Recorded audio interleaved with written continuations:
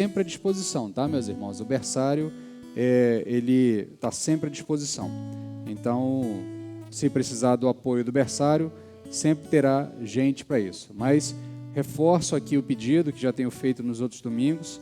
Nós temos sido agraciados e abençoados com muitas crianças e mais crianças estão chegando, né? A gente apresentou há pouco tempo aqui o sobrinho da irmã Ângela, o filho do irmão Francisco vai ser apresentado também nos próximos domingos aí, o Pedrinho há pouco tempo foi apresentado aqui, então outras crianças estão chegando, né? E isso é bênção de Deus e também é uma responsabilidade para nós. E como nós vamos ver na parábola de hoje, na mensagem, são talentos também que Deus está colocando nas nossas mãos para nós administrarmos para o engrandecimento do Senhor. Você vai entender por que eu estou chamando eles de talentos logo, logo, assim que eu terminar de explanar o texto bíblico e a mensagem. Então, quero convidar você a abrir comigo a Bíblia, Mateus, capítulo 25, do verso 14 até o verso 30. Evangelho de Mateus, capítulo 25, do verso 14 ao verso 30. Nós estamos nessa série de mensagens sobre as parábolas, e nós temos percebido aqui que o Senhor tem muito a nos ensinar, e o Senhor tem falado conosco de maneira muito interessante. Tenho recebido algum retorno dos irmãos, um retorno que me deixa satisfeito, feliz por perceber que os irmãos estão tendo esse senso de maravilhamento com o texto bíblico, né? Muitas vezes as pessoas dizem, pastor, não tinham ouvido sobre esta parábola da forma como foi apresentada. Obviamente eu não estou inventando nada, tá? Eu estou acompanhando outros tantos pregadores que já têm se debruçado sobre esse texto, estou compartilhando com os irmãos aquilo que tenho aprendido com eles e aquilo que tenho aprendido do texto também, mas é interessante como nós percebemos essas camadas do texto bíblico, essas camadas que vão se aprofundando à medida que a gente vai se debruçando sobre ele e vai aprendendo cada vez mais. Essa parábola específica que nós vamos ver hoje é uma continuação direta da parábola que nós vimos domingo passado. Eu já avisei os irmãos com antecedência sobre isso. Jesus conta duas parábolas para ilustrar o seu sermão, o sermão que ele conta no capítulo 24, que é um sermão profético, um sermão sobre a sua volta, sobre os momentos finais, é o chamado sermão escatológico de Jesus. Então, Jesus prega esse sermão aos seus discípulos, ele fala sobre as coisas que vão acontecer, ele explica ali sobre a questão do princípio das dores, aquelas coisas todas que antecederão a sua volta. Ele chama a atenção dos discípulos sobre a preocupação, a importância deles ficarem atentos, porque ninguém sabe o momento da volta de Jesus, logo é necessário estar vigilante. Por isso ele conta a primeira parábola, que é a parábola das 10 virgens. Ele explica a necessidade de nós estarmos vigilantes. Nós vimos então na semana passada que essa é uma vigília longa, é uma vigília que, ao que tudo indica, vai demorar mais do que nós esperávamos, mais do que nós suportaríamos. Consequentemente, nós precisamos estar atentos, ser diligentes, para que as nossas tochas não se apaguem e para que sempre haja óleo na nossa reserva, a fim de que a tocha possa ser reacendida e nós possamos manter a vigília. Então, se você esteve conosco essa semana passada, todos esses elementos simbólicos que eu estou dizendo aqui, a tocha, o óleo, que são, obviamente, símbolos de algo que Jesus está tentando nos ensinar, foram devidamente explicados na semana passada. Só para que você possa participar mais do entendimento da parábola, fica claro que a tocha tem a ver ali com o estado de vigília, né? O óleo é o que alimenta esse estado de vigília. Nós precisamos entender que essa vigília, por ser longa, vai nos cansar. Em um determinado momento da nossa caminhada de fé, vai ter um momento do cansaço, vai ter um momento em que você vai olhar e vai dizer assim, está difícil essa espera, está difícil esse momento, eu estou pensando em desistir da caminhada, e aí é que você precisa de óleo de reserva para reacender a sua tocha, e nós entendemos na semana passada que o óleo é o conhecimento do Senhor, é a intimidade com o Senhor, é buscar compreender quem é Deus, porque à medida que eu conheço Deus e compreendo quem Ele é eu suporto essa vigília, eu suporto essa espera, eu suporto esse tempo de cansaço a fim de aguardar pela chegada do noivo, a fim de aguardar a vinda de Jesus Cristo. Aí Jesus termina de contar essa parábola, a parábola das 10 virgens, ele já emenda contando uma outra parábola, para falar de um outro aspecto dessa espera.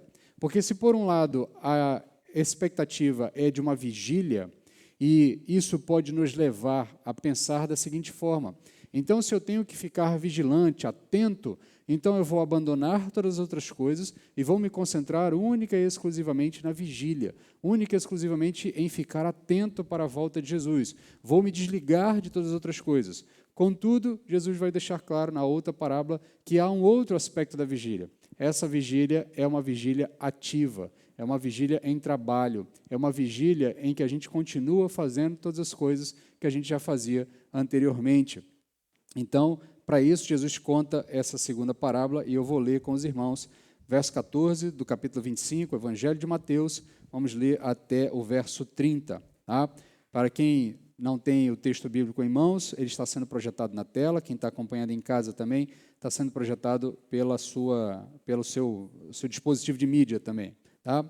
Então, leiamos. Também é como um homem que, lembra que Jesus acabou de dizer que o reino dos céus é como 10 virgens que estão aguardando o noivo chegar, tá? 10 damas de honra que estão aguardando o noivo chegar. Aí Jesus abre a nova sequência dizendo, também é como, então, mantendo ali a tônica do que ele havia dito, então o reino dos céus também é como um homem que, ausentando-se do seu país, chamou os seus servos e lhes entregou os seus bens. A um deu 5 talentos, a outro deu 2 e a outro 1, de acordo com a capacidade de cada um, e saiu em viagem. O que havia recebido 5 talentos foi negociá-los imediatamente e ganhou mais 5.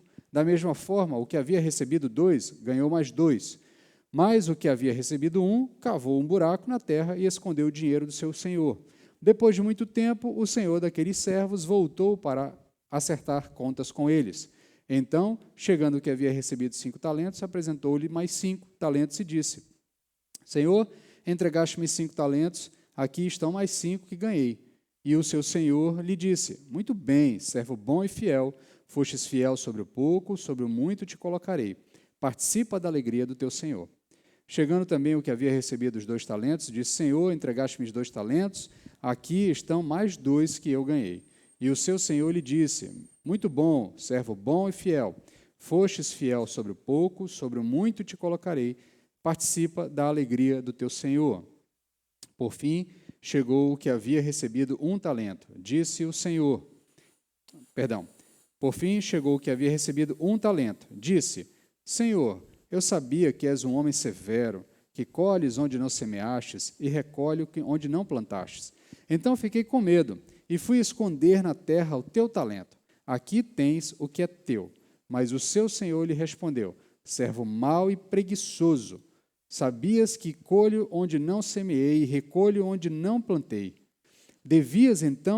Sabias que colho onde não semeei e recolho onde não plantei? Devias então entregar o meu dinheiro aos banqueiros, e ao voltar eu teria recebido com juros. Tirai dele o talento e entregai ao que tem 10 talentos, pois a todo o que tem, mais lhe será dado, e terá com fartura. Mas ao que não tem, até aquilo que tem lhe será tirado. Lançai o servo inútil nas trevas exteriores, ali haverá choro e ranger de dentes.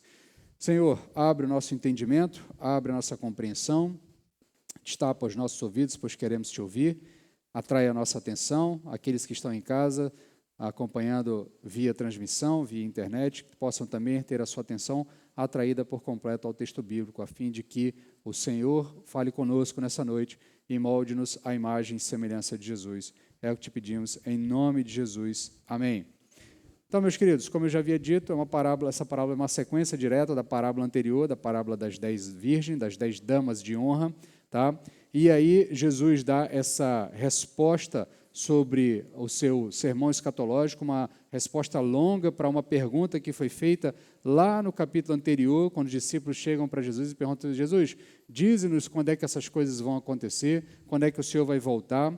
E aí Jesus então responde que ninguém sabe nem o dia nem a hora, e que por isso nós devemos estar atentos. Aí ele conta a primeira parábola, a parábola das 10 damas de honra, e em seguida ele conta a parábola dos talentos. E nesse sentido, Jesus está deixando claro, olha, é uma vigília, a vigília será demorada, mas essa vigília não pode ser uma vigília passiva. Essa vigília é uma vigília ativa. Enquanto Cristo não volta, nós trabalhamos. Essa é a ideia que Jesus Cristo quer dizer. Tem uma banda cristã chamada Projeto Sola. Eu acho que a essa altura já deve se chamar só Sola, que já deixou de ser projeto e já virou uma realidade, né? Mas a gente continua chamando de Projeto Sola. Mas essa banda, eles têm um álbum, e o nome do álbum se chama assim, Esperar é Caminhar. É também o título de uma música. Porque, na verdade, a caminhada do cristão, a caminhada de fé é essa. A nossa espera por Jesus é uma espera encaminhada. Eu já expliquei para os irmãos em diversos momentos que há um paralelo da nossa caminhada de fé no Novo Testamento com o que o povo de Israel experimenta no Egito, ali na saída do Egito. Eles caminham no deserto em direção à terra prometida, guiados por um Salvador. Nós também caminhamos em direção à terra prometida, guiados por um Salvador. Estamos caminhando no deserto, que é essa vida, uma vida sem a alegria suprema, mas que ao longo dessa caminhada nós recebemos gotas de alegrias, nós recebemos o maná diário do Senhor, assim como o povo de Israel recebeu também. Ainda que nós não experimentemos tudo aquilo que Deus pode nos dar, ou que Deus tem preparado para nós, nós já experimentamos algumas bênçãos do Senhor, aguardando a volta de Jesus. Então, esperar é caminhar.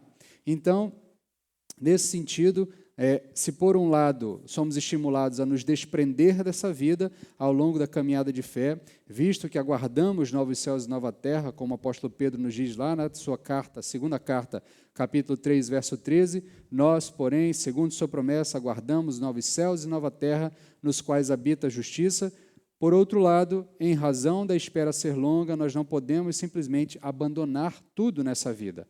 Novamente, a espera é ativa e não passiva. Então, se por um lado nós somos lembrados que devemos viver aguardando a chegada iminente do noivo, como foi contado na parábola anterior, por outro lado, somos lembrados que esperamos trabalhando, como é contado nesta parábola. Tá?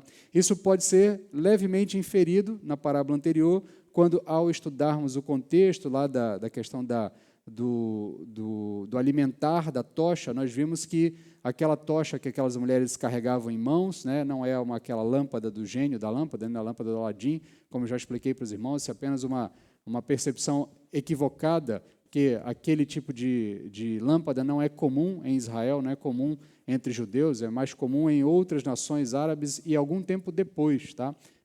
Tem ali um anacronismo, mas a gente insiste em achar que as 10 virgens, as damas de honra estavam segurando aquela lâmpada do Aladim e aí precisa encher de óleo para ela continuar pegando fogo. Tá? Mas, na verdade, aquelas mulheres estavam segurando tochas e tinham, sim, um balde ou um receptáculo para guardar óleo e, de tempo em tempo, precisava estar embebedando aquela tocha de novo.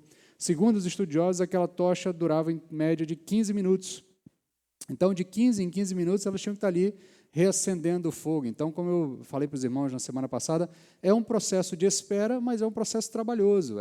Acende a tocha, reacende a tocha, reacende a tocha, reacende a tocha, porque a caminhada de fé é assim. A caminhada de fé precisa estar constantemente sendo reabastecido. É por isso que dominicalmente nós nos reunimos, para que o Senhor nos alimente com a sua palavra. É por isso que constantemente nós lemos a palavra do Senhor. É por isso que constantemente nós precisamos estar em comunhão uns com os outros e com o Senhor, a fim de que sejamos alimentados nesse processo de espera para que não caiamos. Mas Jesus Cristo, bondoso como Ele é, sábio como Ele é, compreendendo quem somos, Ele não se contenta em apenas uma inferência dentro daquela parábola, Ele explicita isso de uma maneira muito clara para nós, deixando claro numa outra parábola. A espera é ativa. Enquanto você aguarda Jesus, você trabalha para Jesus. Enquanto você aguarda Jesus voltar, você aguarda em ação, em atividade, não em espera passiva. Então, esse é o objetivo de Jesus com essa parábola, nos ensinar que essa espera, ainda que possa ser demorada, é uma espera ativa. Então vejamos o que o texto tem a nos ensinar. Tá? Inicialmente, nós temos aqui a parábola e seus elementos. A gente tem feito isso já com todas as parábolas. Destrincha os elementos da parábola para que você possa entender o simbolismo da parábola.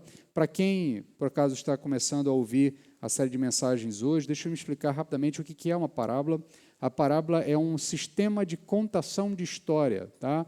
É um sistema em que Jesus utilizava, um método de ensino, em que Jesus utilizava de histórias envolvendo elementos do cotidiano das pessoas para que elas pudessem entender melhor aquele ensino.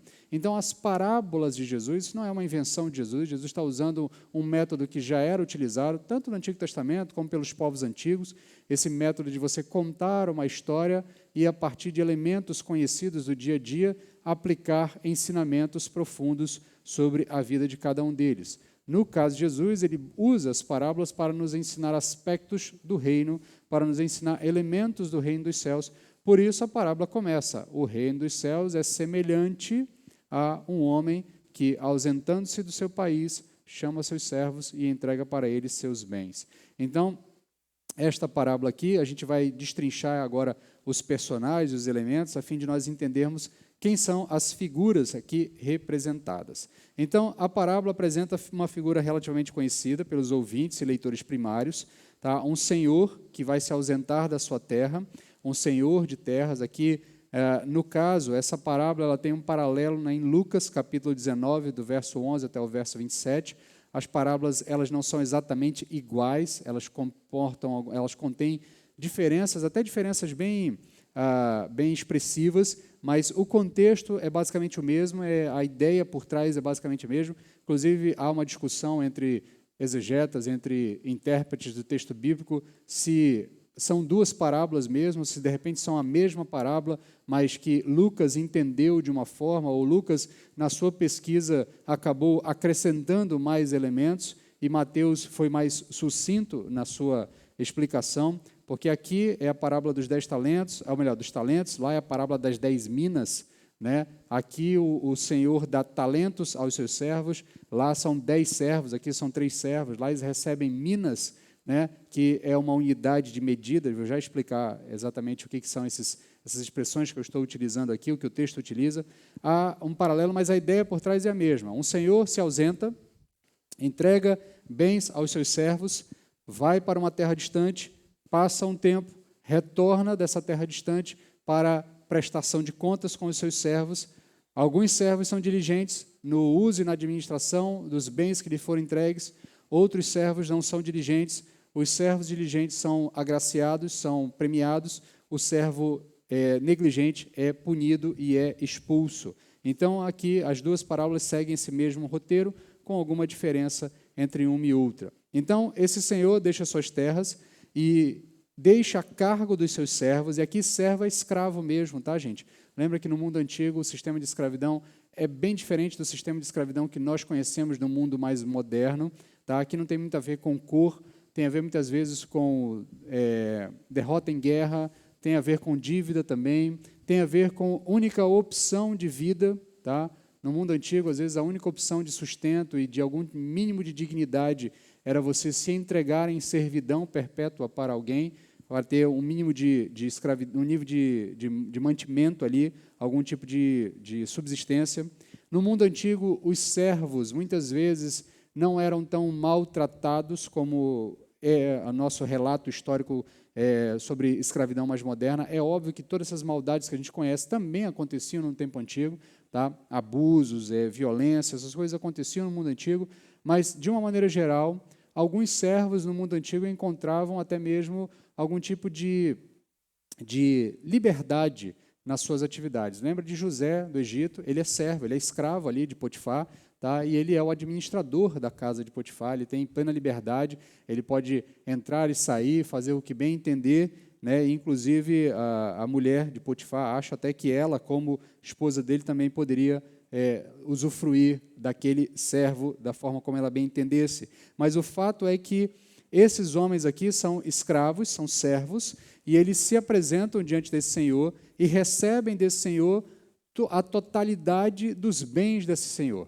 Esse senhor entrega para aqueles servos os seus bens e se ausenta para uma terra distante. O Senhor aqui é uma referência a Jesus, tá? Que fica muito claro que é Jesus, e Jesus numa condição bem divina, Jesus numa condição de Deus Filho, ou de Senhor de todas as coisas. Há aqui um elemento de confusão entre Jesus e Deus triuno como um todo. Aqui você pode completar, mas o fato dele sair e se ausentar, e ir para uma terra distante, ficar muito tempo e depois voltar, isso aqui fica muito claro que Jesus está falando dele mesmo.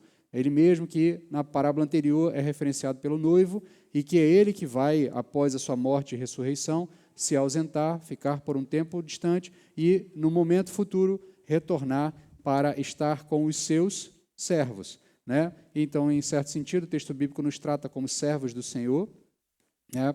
É a mesma expressão, é doulos aqui a expressão. Então, nesse sentido, esse Senhor da parábola é Jesus Cristo. Da mesma forma que o noivo se ausentou, que o noivo demorou para chegar, esse Senhor demorará para voltar. Os bens distribuídos são chamados de talentos. E talento aqui é uma unidade de medida, tá? É uma unidade de medida. Lá em Lucas, a unidade de medida usada é minas, tá? Aqui, a unidade de medida é talento. Essa palavra, ela às vezes nos trai, porque ela nos faz pensar que estão se falando de aptidões, está se falando de capacidades, e volta e meia a gente tende a confundi-la com dons, chamando de dons e talentos, porque no nosso jargão teológico cristão a gente acaba misturando as coisas, dons e talentos, dons e talentos, dons e talentos, mas aqui é uma unidade de medida. Esse Senhor entregou uma quantidade em espécie, em dinheiro, em posses, em bem material para esses servos, tá? Então, aqui nada tem a ver com capacidades ou com algum tipo de aptidão pessoal, algum tipo de capacidade pessoal para fazer alguma coisa, tá? Embora nós vamos ver mais para frente que, quando nós aplicamos para nós, sim, dons e talentos, especialmente talentos, os talentos pessoais, os dons a gente vai fazer uma distinção ao longo da explanação do texto, mas ainda assim, os talentos individuais, as suas capacidades, as suas aptidões, aquilo que você faz bem, aquilo que você tem domínio, a sua expertise, tá? Ela sim pode ser considerada um talento dado do Senhor para você, tá? Talento aqui como essa unidade de medida, como esse patrimônio que Deus entrega aos seus servos, tá? Então, só que ela não pode ser limitante, tá? A gente não pode limitar a isso. A gente tem que entender que talentos aqui no texto bíblico é bem mais amplo, e eu preciso que você fique atento comigo aqui, acompanhando, porque para que nós possamos compreender melhor essa parábola, você precisa expandir o seu conceito sobre talentos, tá? Então, para fins didáticos e para melhor interpretação do texto, nós vamos interpretar talentos aqui como toda oportunidade que Deus te dá para engrandecer Ele. Aquele Senhor entregou àqueles homens oportunidades deles fazerem algo que engrandeceria aquele Senhor. Ele deu àqueles homens uma quantidade substancial de dinheiro, nós vamos ver isso logo mais, quando eu fizer aqui a conversão dos valores. Ele deu uma quantidade substancial de dinheiro àqueles homens, de maneira que aqueles homens tinham a oportunidade de fazer o patrimônio do seu Senhor expandir, o patrimônio do seu Senhor crescer, e com isso tornar o seu Senhor um Senhor maior, um Senhor mais grandioso, um Senhor mais imponente diante de todos os outros. E no mundo antigo, os escravos, de certa maneira, os servos, de certa maneira, tinham essa expectativa. Se o meu Senhor se agradar de mim, então logo eu terei uma vida melhor, eu terei uma vida mais tranquila. Se o meu Senhor se agradar de mim, eu não enfrentarei tantas dificuldades. E para o meu Senhor se agradar de mim, eu tenho que engrandecer esse Senhor. Voltando aqui de novo à história de José, quando José está administrando a casa de Potifar, basicamente o que ele faz é que a casa funcione da melhor maneira possível, a fim de que o seu senhor não tenha nenhuma preocupação, e com isso o texto bíblico diz que ele cai nas graças de Potifar.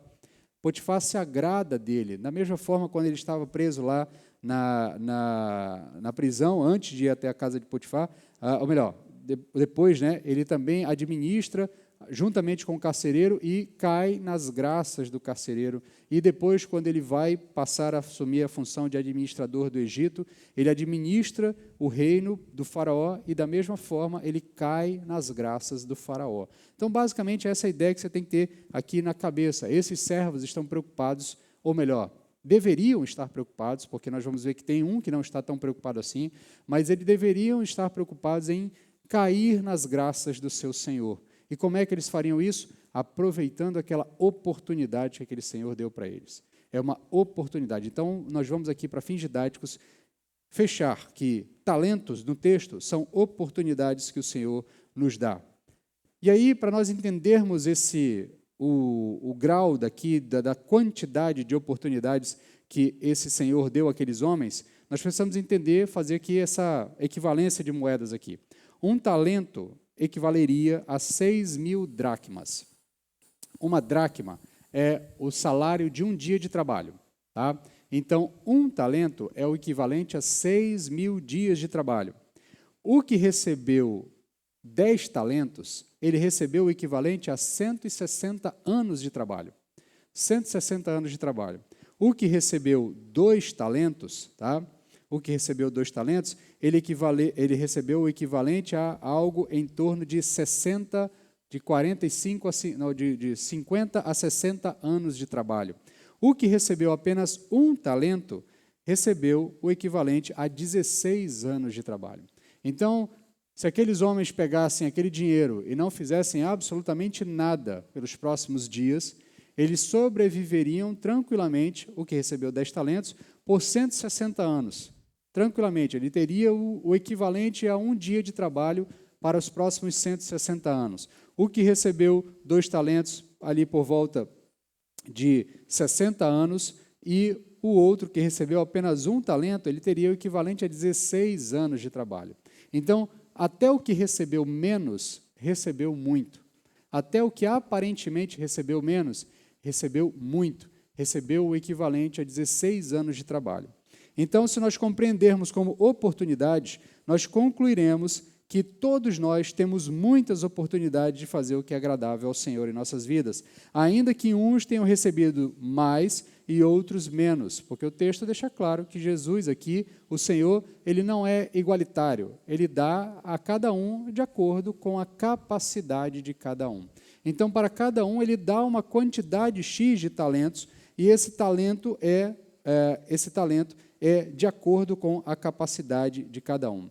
Então, nesse sentido, os servos, esses servos aqui, que em certo sentido nós poderíamos até interpretá-los como a igreja, tá? Ou o povo de Deus em um sentido mais amplo, o que seria bem aceitável se nós mantivéssemos o paralelismo com a parábola anterior, lembrando que as virgens ou as damas lá são um paralelo da igreja que aguarda a volta do Senhor. Esses aqui, em certo sentido, nós precisamos ampliar, embora possa-se entender que é a igreja, esses servos, tá? Mas nós precisamos ampliar, porque o Senhor não dá talentos, oportunidades, apenas para a igreja do Senhor. O Senhor dá oportunidades a todas as pessoas para que eles façam algo para engrandecer o nome do Senhor. Oportunidades aqui, se nós entendermos talentos como oportunidades, nós precisamos expandir quem são esses servos. Esses servos, na verdade, podem ser e devem ser entendidos para o melhor aproveitamento da parábola como toda a criação do Senhor. Portanto, uma vez que os servos naturalmente deveriam administrar os bens do Senhor e prestar contas dele no final, isso que será feito por todos prestaremos contas diante do Senhor, crentes e não crentes. Tenho que os servos aqui são uma referência a todos os seres humanos criados por Deus. Então, entendidos os elementos da parábola, nós podemos agora passar aos aprendizados que nós podemos retirar da parábola. Então, no verso 14, nós temos a distribuição dos talentos. No verso 14 diz o seguinte: também é como um homem, ausentando-se do seu país, chamou os seus servos e lhes entregou os seus bens. A um deu 5 talentos, a outro 2, a outro 1, de acordo com a capacidade de cada um. Então, a parábola vai começar nos dizendo que o Senhor entregou aos seus servos os seus bens.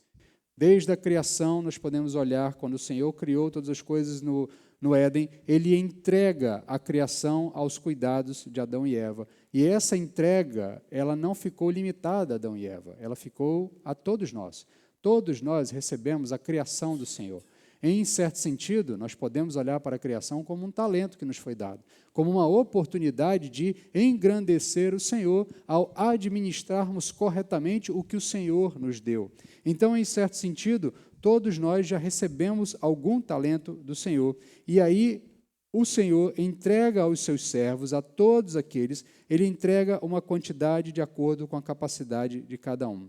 Então, obviamente, o Senhor aqui está esperando que esses servos façam alguma coisa com esse patrimônio que lhe foi lhe dado. Até porque, se fosse para enterrar o patrimônio, o Senhor mesmo disse, olha, se fosse para enterrar, eu mesmo enterrava.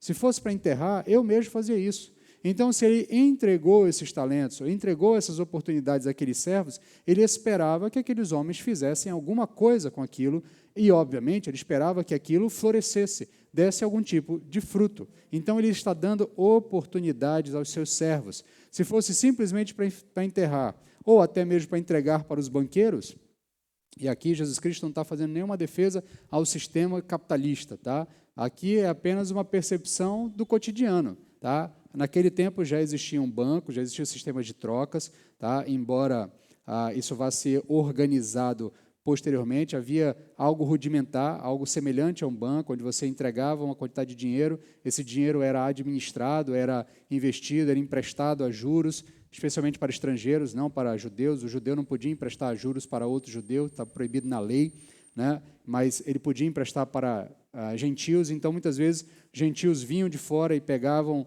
dinheiro com os judeus e depois devolviam a juros. Obviamente tem todo um processo aqui de violência também na cobrança disso tudo, mas o fato é que isso já existia. Se fosse para aquele senhor fazer isso, ele mesmo teria feito, não teria entregue aos seus servos, até porque ele não está entregando para iguais a ele está entregando para servos, para escravos. Então ele espera que aqueles homens fizessem alguma coisa. Então, ele opta por dar oportunidades aos seus servos de fazerem bons negócios. Assim como na parábola do rico e do Lázaro, novamente nós temos aqui o Senhor nos dando oportunidades de fazermos bons negócios com o que Ele nos deu em vida, com as oportunidades que Ele nos deu em vida, para que nós façamos o bem e assim amealhemos amigos para o reino dos céus, assim como nós aprendemos lá na parábola do rico e do Lázaro, do uso das riquezas dessa terra,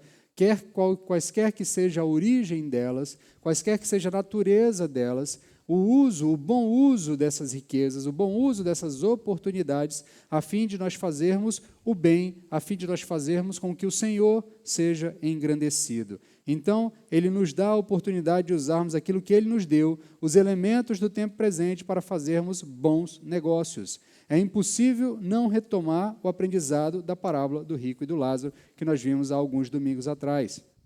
O Senhor tem nos dado oportunidades e grandes oportunidades. Perceba que nenhum dos servos recebeu pouco. O que recebeu menos, recebeu o equivalente a 16 anos de oportunidades. 16 anos de oportunidades para que ele não precisasse se preocupar com o trabalho, ele podia pegar aquele recurso e fazer bons investimentos a fim de receber algo em troca, a fim de aumentar isso. E, embora aqui, deixe-me fazer apenas um parêntese, embora eu esteja usando expressões do mundo do comércio, ou do mundo econômico, ou do mundo financeiro, não limite as oportunidades ao bom uso dos seus recursos financeiros. As oportunidades aqui, como nós vamos ver, precisam ser entendidas de forma mais ampla. Todo aquilo que Deus entregou nas suas mãos é um talento que Ele colocou a serviço dEle por intermédio da sua vida. Então, se nós queremos ser como os servos diligentes, nós precisamos aproveitar cada uma dessas oportunidades. Até porque o Senhor só nos concede oportunidades de acordo com as nossas capacidades. Porque o texto mesmo diz que o Senhor distribuiu talentos àqueles homens, distribuiu aquela quantidade X de dinheiro para cada um daqueles homens e distribuiu de acordo com a capacidade de cada um. Ao que tinha mais capacidade para administrar bem aqueles dons, ou melhor, aqueles talentos, aquelas oportunidades, ele deu mais. Ao que tinha uma capacidade mediana, ele deu uma quantidade mediana. Ao que tinha pouca capacidade, ele deu pouco. Mas ainda assim, nós precisamos entender que o pouco do Senhor é muito mais do que nós podemos imaginar. O pouco do Senhor é muito mais do que nós imaginamos. Até aquele que recebeu pouco, recebeu muito. Ele conhece as capacidades de cada um e nos dá a oportunidade segundo as nossas capacidades. Então, o Senhor tem dado a oportunidade para você de acordo com as suas capacidades. Não há ninguém aqui, não há nenhum ser humano que não tenha recebido do Senhor oportunidades para fazer o que é agradável ao Senhor, para glorificar o nome do Senhor. E essas oportunidades são dadas a todos de acordo com a nossa capacidade, de acordo com aquilo que nós temos com a nossa capacidade de administrar essas oportunidades. Então, todos nós recebemos alguma coisa do Senhor que nos permite fazer a vontade dEle e engrandecê-lo como Ele merece. Por isso, é limitante demais imaginar que nós estamos falando apenas de dons aqui, como eu disse lá atrás. Os dons, eles são uma dádiva espiritual do Espírito Santo dado à igreja para o engrandecimento e o fortalecimento da igreja. Então, é uma categoria diferente. Aqui apenas para título de ilustração, a capacidade do irmão James de tocar violão, de tocar instrumentos musicais, baixo e tantos outros, isso é um talento que Deus deu a ele, é uma oportunidade que Deus deu a ele. Contudo, isso não é um dom espiritual, tá? Isso não é um dom espiritual. Ainda que ele use para o reino do Senhor, ainda que ele esteja usando para o engrandecimento do Senhor, os dons espirituais são para o engrandecimento da igreja e estão em um nível espiritual para o crescimento da igreja. E eles são tratados em outro momento do texto bíblico. Talentos, aqui, sempre serão tidos como as oportunidades que nós temos de fazer o que é agradável ao Senhor e engrandecer o nome do Senhor. Então, os talentos são tudo o que o Senhor nos deu nesse tempo presente, que nos permite fazer com que Ele seja mais engrandecidos. Uns têm posses, outros têm conhecimentos, outros têm redes de contatos, outros têm talentos individuais. O fato é que todos nós recebemos alguma coisa do Senhor. Então, não há desculpas para nós não fazermos nada. Todos nós recebemos alguma coisa do Senhor. Entendido isso, nós podemos passar para os versos seguintes, porque em um determinado momento da parábola nós temos a prestação de contas. No verso 17, o que havia recebido 5 talentos foi negociá-lo imediatamente e ganhou mais 5. Da mesma forma, verso 16, perdão, agora sim 17. Da mesma forma, o que havia recebido 2 ganhou mais 2, mas o que havia recebido 1 cavou um buraco na terra e escondeu o dinheiro do Senhor. Como já afirmamos, o Senhor entregou os seus bens aos seus servos, obviamente, esperando que eles fizessem alguma coisa com aqueles bens. Então, fica claro que, em algum momento, aqueles servos haveriam de prestar contas. Isso fica muito claro que, em algum momento, eles teriam que prestar contas dos bens que foram entregues a eles, até porque os bens não foram dados a eles. Os bens foram entregues para a administração deles. Assim como tudo que você tem nesse tempo presente não é seu. Você há de prestar contas ao Senhor sobre tudo aquilo que Deus lhe concedeu, tudo aquilo que Deus permitiu que você tivesse nesse tempo presente, você há de prestar contas ao Senhor. Então, fica claro que em algum momento eles haveriam de prestar contas. Então, o primeiro e o segundo servo agem com presteza. O texto diz que o primeiro é bem diligente, ele diz que imediatamente ele saiu para fazer negócios e conseguiu ser próspero nos negócios, dobrou a quantidade de talentos que ele havia recebido. Recebeu 5 do Senhor, imediatamente ele sai para trabalhar, sai para negociar, e aqui há uma infinidade de opções, de possibilidades que ele poderia fazer. Talvez ele tenha comprado um terreno, depois tenha vendido o terreno quando o valor melhorou, talvez ele tenha comprado especiarias de uma região para vender em outra região, talvez ele tenha, de fato, investido em algum negócio local e esse negócio prosperou e a pessoa depois pagou o valor. O fato aqui é que o texto não se preocupa com isso. O importante é entender que ele foi diligente, ele foi prestativo, ele foi rápido. No momento em que ele recebeu aquela oportunidade, ele saiu rapidamente para fazer bons negócios com aquela oportunidade. Então, o primeiro e o segundo servo agem com presteza e logo saem a negociar. O negócio dá bons resultados e eles prosperam, dobram a quantidade que haviam recebido. O terceiro, pelo contrário, negligencia e esconde o bem. O primeiro e o segundo servo, quando prestam contas, recebem elogios do Senhor. O texto bíblico vai dizer, no verso 21, E o seu senhor lhe disse: muito bom, servo bom e fiel. Fostes fiel sobre o pouco, sobre o muito te colocarei. Participa da alegria do Senhor. Isso vai ser repetido para o servo que tinha 2 talentos, lá no verso 23. Eles haviam recebido pouco. O texto diz, o Senhor olha para aquela quantidade de dinheiro, e lembra que o primeiro recebeu o equivalente a 160 anos de trabalho. E aí o Senhor diz, olha, fostes fiel no pouco, sobre muito te colocarei. Sobre muito te darei agora. A mesma coisa o outro, que foi fiel sobre algo equivalente ali a 60 anos de trabalho. Olha, você foi fiel no pouco, sobre o muito te colocarei. Até mesmo o que é muito para nós, ainda é pouco para o Senhor.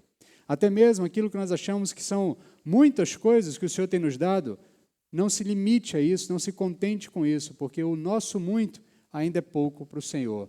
A quantidade grande mesmo que Deus tem para nós é apenas para aqueles que entram no gozo do Senhor. Lá nós veremos o que realmente é tudo o que o Senhor tem a nos dar.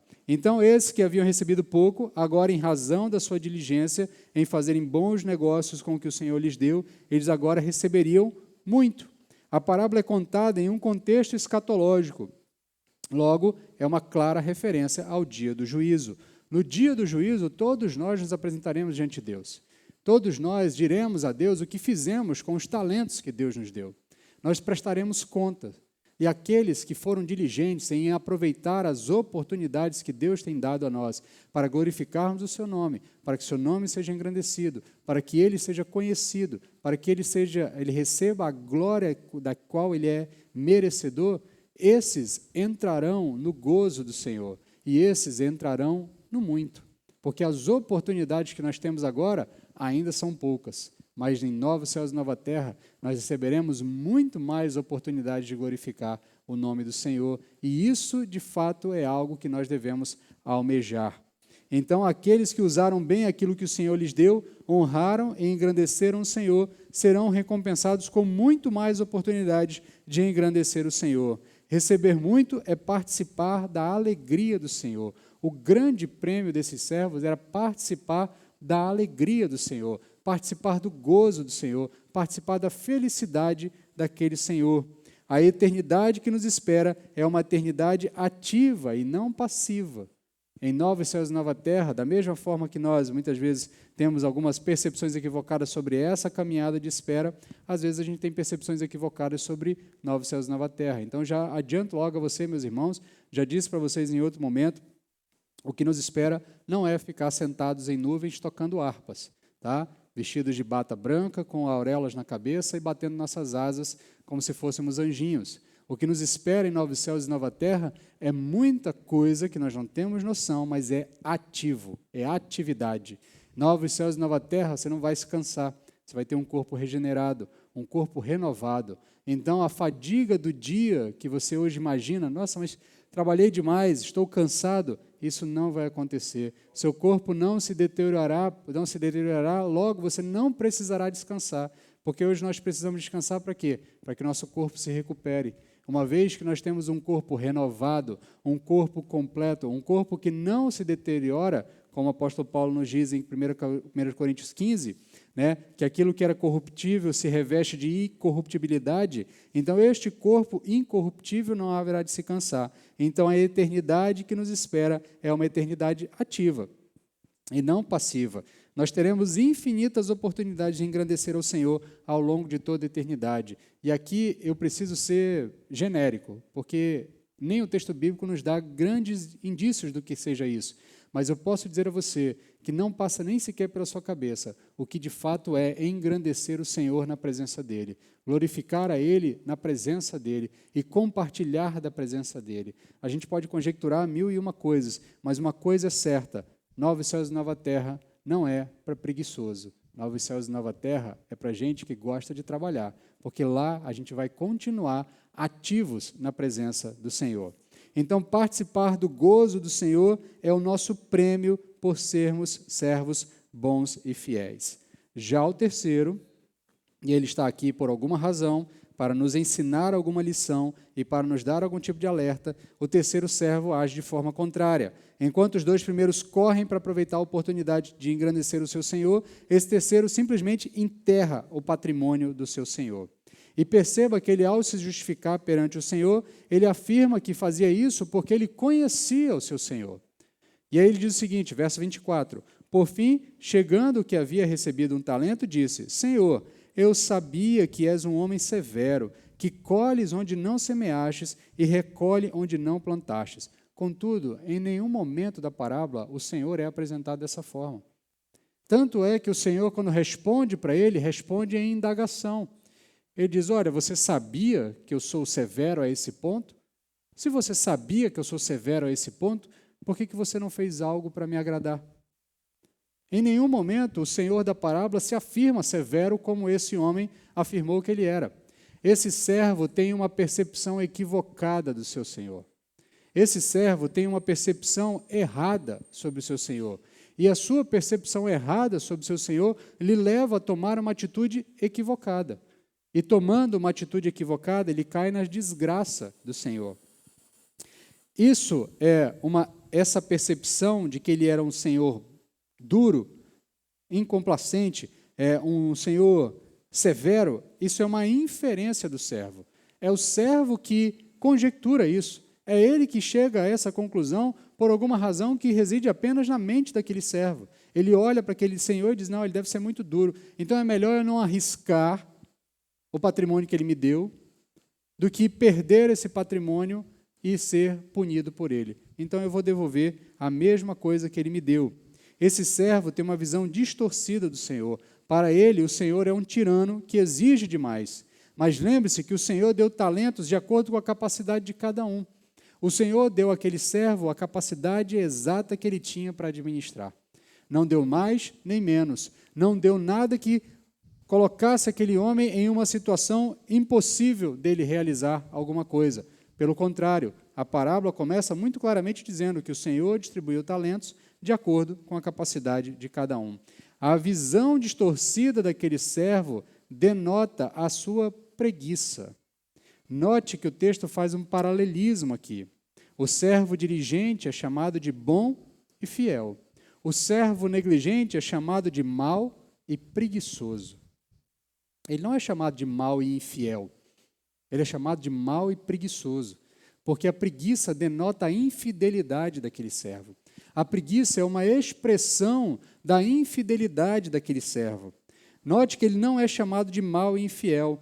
A infidelidade ao Senhor é fruto da preguiça espiritual daquele homem. Assim como para nós, a infidelidade ao Senhor é fruto de uma preguiça espiritual em nossas vidas. A preguiça é esse desengajamento com o todo.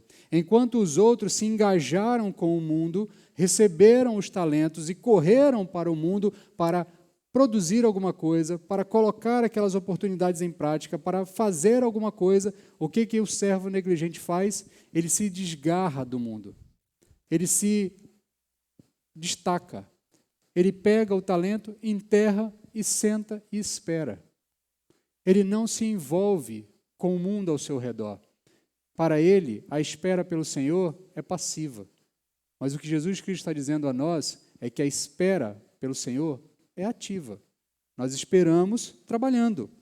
Essa preguiça é um desengajamento com o todo. É um desinteresse pela realidade criada por Deus. É uma alienação da realidade de Deus. É uma infidelidade para com o Deus fiel que nos criou. A preguiça nos leva a desvalorizar algo. No caso, o talento recebido, a despeito de sabermos o real valor daquilo ou não. Aquele homem sabia o valor daquele talento que ele havia recebido. Ele tinha plena convicção, ele tinha pleno conhecimento, ele sabe que foi dado a ele um talento, uma medida de unidade, uma quantidade de dinheiro que era suficiente para, no mínimo, 16 anos de trabalho. Mas o seu desligamento de tudo ao redor e a sua incompreensão do seu Senhor lhe levam a administrar mal aquele bem, a ponto de fazer o quê? Enterrar aquele bem que ele havia recebido do Senhor, desperdiçando a oportunidade que o Senhor havia dado a ele. A preguiça levou aquele homem a desvalorizar aquele talento que ele havia recebido. Porque a preguiça, no fim das contas, denota uma tristeza para com o objeto. Se estamos tristes com os nossos relacionamentos, nós temos preguiça de trabalhar o relacionamento. Se nós estamos tristes com o nosso trabalho, nós temos preguiça de ir para o trabalho. Se nós estamos tristes com a igreja, nós temos preguiça de ir para a igreja. Se nós estamos tristes com Deus, nós temos preguiça de nos relacionar com Deus. Essa preguiça, ela denota uma desvalorização do objeto ao qual ela está direcionada.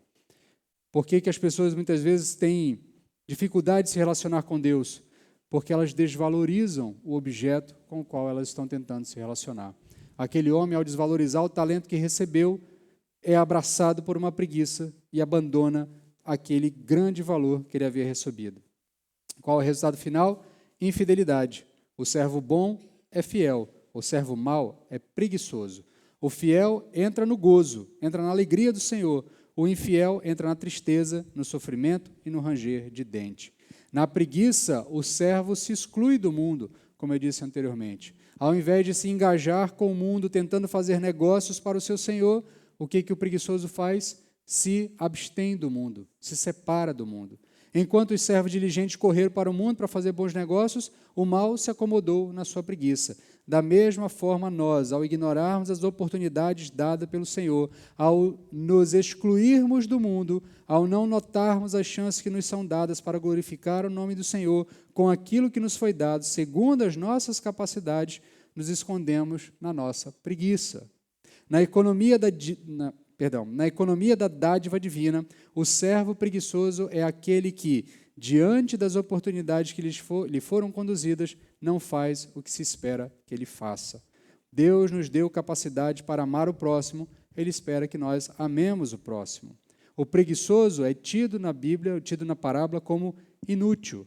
Ainda que você possa compreender, ainda que você não compreenda todos os talentos que Deus lhe deu, ainda que você não tenha consciência de todos os talentos, ou até mesmo não consiga vislumbrar todos os talentos que Deus lhe deu, pelo menos um talento é certo que você tem consciência.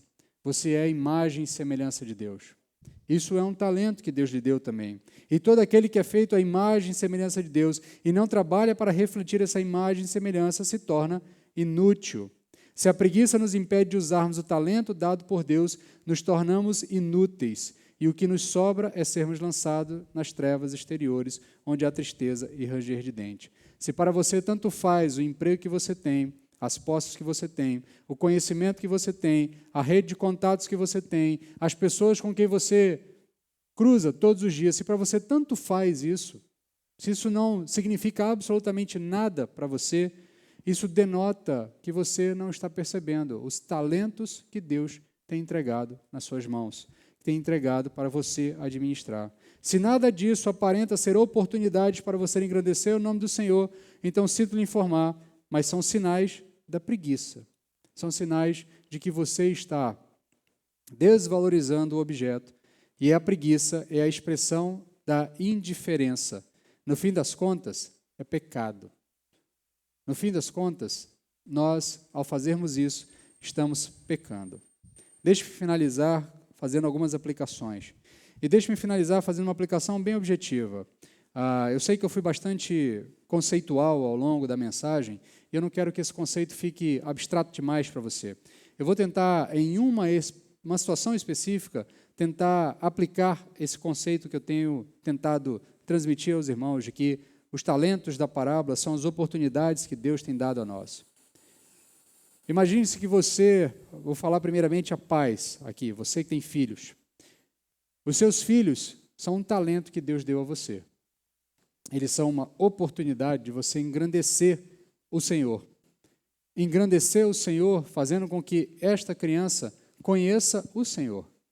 Fazendo com que essa criança reconheça que há um Senhor que deve ser adorado e um Senhor que deve ser reconhecido como único e suficiente Salvador. Há aqui uma oportunidade para você fazer o que se espera que você faça, que é transmitir a fé que leva a salvação a essa criança.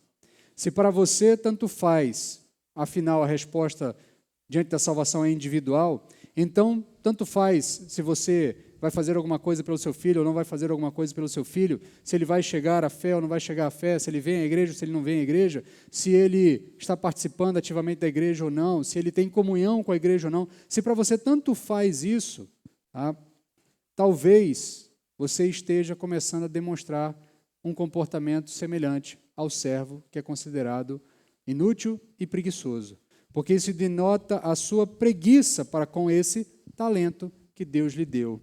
Agora, se você é diligente em aproveitar essa oportunidade e faz bons negócios para glorificar o nome do Senhor, ensinando seu filho sobre a fé, criando nele o senso de comunhão com o corpo, de compreensão da necessidade de servir a Deus e ao próximo, então isso lhe será reputado como fidelidade digna de reconhecimento. O mesmo raciocínio que eu fiz com esse exemplo aqui vale para todas as outras oportunidades. Para o seu emprego, para a sua rede de amigos, sua rede de contatos, a sua capacidade intelectual, suas capacidades emocionais. Há pessoas que são muito mais fáceis de fazer contato com outras pessoas, de iniciar uma conversa, de desenvolver um bate-papo. Isso é um talento que Deus lhe deu. Você deve usar para glorificar o nome dele. Outras pessoas são mais dotadas de conhecimento, amam os livros, amam o conhecimento, têm capacidade de absorver muita informação e transmitir muita informação. Isto é um talento que Deus lhe deu. Use para o engrandecimento dele. Outras pessoas são comunicativas, se expressam bem, falam bem, transmitem uma informação com muita segurança e tranquilidade, sem nenhum embaraço, sem nenhuma vergonha, sem nenhum medo de outras pessoas. Isso é um talento que Deus lhe deu. Use para o bem dele, use para o engrandecimento dele.